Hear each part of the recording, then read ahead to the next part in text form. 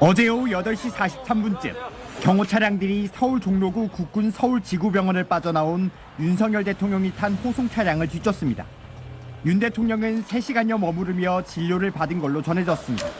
윤 대통령 측은 주치의가 권하는 치료를 더 이상 미룰 수가 없어 치료를 위해 방문했다고 밝혔고, 법무부도 그제 구치소 의무관의 진료를 받고 진료 허가를 받아 병원을 찾은 거라고 설명했습니다. 공수처 검사와 수사관 6명은 어제 윤 대통령이 출석한 헌법재판소 탄핵심판 3차 변론 직후 다시 서울구치소를 찾았습니다.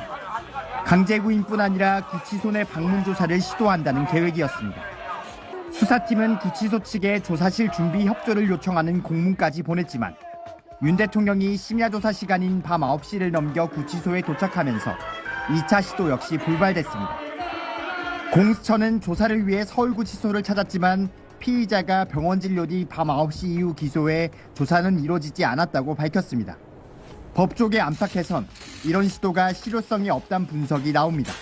공수처 수사를 부정하는 윤 대통령이 조사 자체를 거부하면서 1차 조사 조서엔 서명과 날인마저 하지 않아 재판 과정에서 증거 능력을 더욱 인정받기 어려운 상황이기 때문입니다.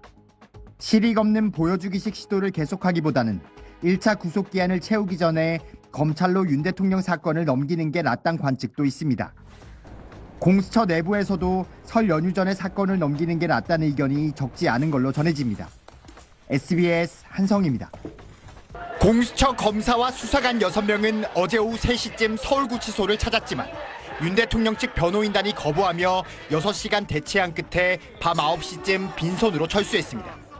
변호인 접견 중에 공수처에서 나왔던 것이고 공수처에서 함부로 거기에 와서 인치를 할 수 있는 그런 권한이 있을 수 없습니다. 공수처는 오늘 오후 탄핵심판 3차 변론기일에 출석한 윤 대통령이 탄 차량이 헌법재판소를 빠져나온 직후 다시 서울구치소를 찾았습니다. 강제구인뿐 아니라 구치소 내 방문조사도 시도한다는 방침으로 구치소 측에 조사실 준비 협조를 요청하는 공문까지 보냈지만 오늘도 조사가 불발될 가능성이 큽니다. 윤 대통령이 지난 15일 1차 조사에서 사실상 모든 질문에 진술을 거부해 추가 대면 조사가 필요하다는 게 공수처 판단입니다. 하지만 법조계 안팎에선 이런 시도가 실효성이 없다는 분석이 나옵니다. 공수처 수사를 부정하는 윤 대통령이 조사 자체를 거부하면서 1차 조사 조서엔 서명과 날인마저 하지 않아 재판 과정에서 증거 능력을 더욱 인정받기 어려운 상황이기 때문입니다. 실익 없는 보여주기식 시도를 계속하기보단 1차 구속기한을 채우기 전에 검찰로 윤 대통령 사건을 넘기는 게 낫다는 관측도 있습니다. 공수처 내부에서도 설 연휴 전에 사건을 넘기는 게 낫다는 의견이 적지 않은 걸로 전해집니다. SBS 한성입니다. 어제 오후 2시 빨간 넥타이에 남색 정장 차림을 한 윤석열 대통령이 교도관들과 함께 헌법재판소 대심판정에 들어섭니다. 지난해 12월 14일 탄핵소추안이 가결된 지 38일 만에 처음으로 자신의 탄핵심판에 참석한 겁니다. 재판관들을 향해 인사한 윤 대통령은 본격 변론 시작 전 재판부의 허락을 얻어 모두 발언을 했습니다. 철들고 난 이후로 지금까지 또 특히 공직 생활을 하면서 자유민주주의라는 신념 하나를 확고히 가지고 살아온 사람입니다. 변론 대부분은 대리인단이 진행했지만 12월 3일 비상계엄 당시 계엄군이 선관위에 진입하는 CCTV를 함께 본 다음에는 윤 대통령이 직접 발언 기회를 달라고 요청하기도 했습니다.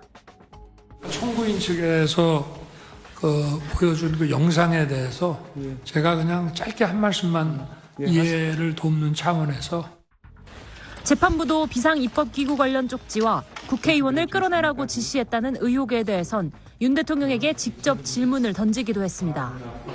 직접 발언 기회를 자신에게 쏟아진 의혹을 부인하는 데 모두 할애한 윤 대통령은 변론이 끝난 오후 4시 45분쯤 헌법재판소를 떠나 서울구치소 대신 진료를 받기 위해 국군 서울지구병원으로 향했습니다.